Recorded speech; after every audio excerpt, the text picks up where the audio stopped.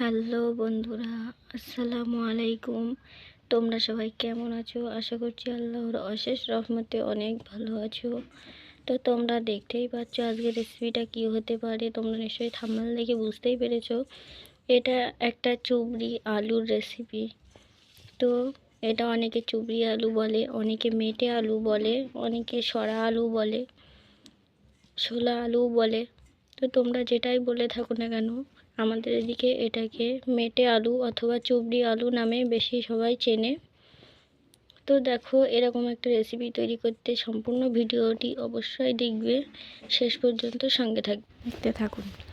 তো দেখো, এখন আমি আলুটা কেটে নেব। তো দেখো, আমি এখানে কেটে নিচ্ছি। তো আমার কাটা হয়ে গেছে। তো দেখো, এখানে আমি কেটে নিয়েছি। তো সঙ্গে আমি মিষ্টি আলু নিয়েছি, যে আলুটা রান্না হয় তার কাছে দিয়ে। এখানে আমি 2 পিস আলু নিয়েছি। দেখো, আঙুল দিয়ে তোমাদের দেখিয়ে দিচ্ছি। 2 পিস আলু নিয়েছি। এটা তোমরা নিতেও পারো, আবার অপশনাল, তোমরা নাও নিতে পারো। তো এখানে আমি 5 থেকে 7টা রসুনের কোয়া নিয়েছি এবং 2 টুকরো আদা নিয়েছি। এগুলোকে বেটে নেব একসাথে। তো দেখো, তোমরা বুঝতেই পারছো। তো দেখো, এখানে আদা এবং রসুন বেটে নিয়েছি দুটোই, এক সাইডে আদা এক সাইডে রসুন, এবং একটি পেঁয়াজ নিয়েছি। তো 5 থেকে 6টা কাঁচা লঙ্কা কেটে নিয়েছি। তো এখানে আমি কড়াই বসিয়ে দিয়েছি, কড়াইটা গরম হবে। তো দেখো, কড়াই গরম হয়ে গিয়েছে। তো এরপরে এটাতে আমি তেল দেব, সরিষার তেল পরিমাণ মতো এখানে আমি অ্যাড করছি। অনেকে তেল কম খায়, অনেকে বেশি খায়, সেই কারণে আমি তেলের পরিমাপটা বলি না। তো দেখো, এখানে আমি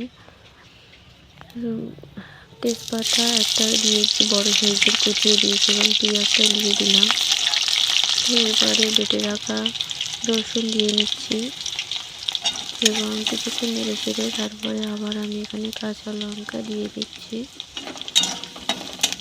তো প্রথমে বলে রাখি, যদি ভিডিওটি ভালো লেগে থাকে অবশ্যই একটি লাইক দেবে এবং কমেন্টে জানাবে, ভালো মন্দ সব কিছুই জানাবে। তো এবং আমার নতুন চ্যানেল বুঝতেই পারছো, অবশ্যই চ্যানেলটিকে সাবস্ক্রাইব করে পাশে থেকো। তো দেখো বন্ধুরা, আমি এখানে আলুটা ধুয়ে নিয়ে রেখেছিলাম, তো সেই আলুটাকে দিয়ে দিলাম। তো এরপরে আমি আদাটা বাটি থেকে ঢেলছিলাম, কিন্তু ঢালা যাচ্ছে না। তো হাত দিয়ে আমি আদাটা অ্যাড করে দিচ্ছি এখানে।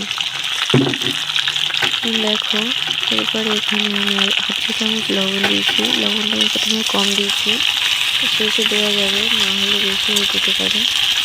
তো দেখো, এখানে একটু কষিয়ে নিচ্ছি।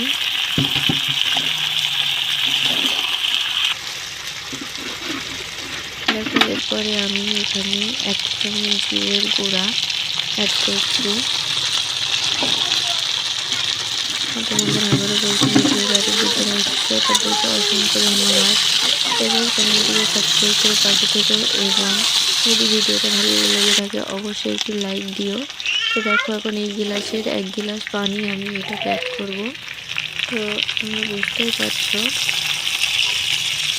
এখানে আমি কষিয়ে নিয়েছি কিছুক্ষণ।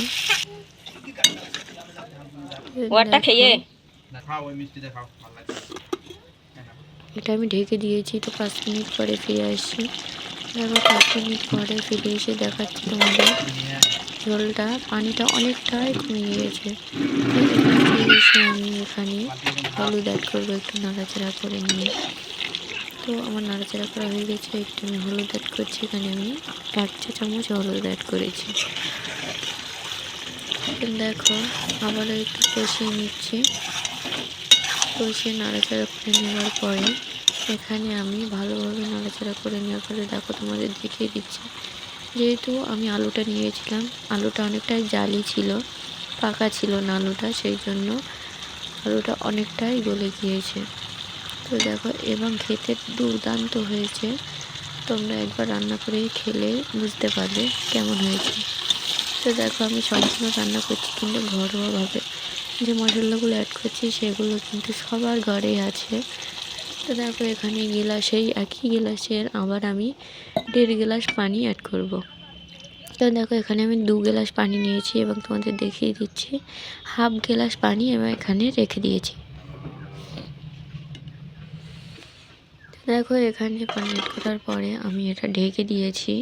তো ঢেকে দেওয়ার 10 মিনিট পরে ফিরে আসি। দেখো রান্নাটা অনেকটাই হয়ে গিয়েছে। তো আবার একটু নাড়াচাড়া করে তোমাদের দেখিয়ে দিলাম। তারপরে এখানে আমি 1 চা চামচ ধনিয়ার গুঁড়ো এবং 1 চা চামচ গরম মশলার গুঁড়ো অ্যাড করছি। দেখো ভিডিওর এই পর্যন্ত যারা এসেছে তাদেরকে অসংখ্য ধন্যবাদ। বারবার বলছি আমার চ্যানেলটা নতুন, অবশ্যই সাবস্ক্রাইব করে পাশে থেকো বন্ধুরা। প্লিজ লাইক করতে ভুলো না এবং যদি ভুল ত্রুটি হয়ে থাকে অবশ্যই কমেন্টে জানাবে। তো দেখো আমার লবণ চেক করে নিয়েছিলাম, আমার যেহেতু রান্নাটা শেষ পর্যায়ে, তো আমি লবণটা চেক করে নিয়েছি। তো আমার লবণটা কম হয়েছে বলে আমি 1/2 চা চামচ লবণ আবার অ্যাড করেছি।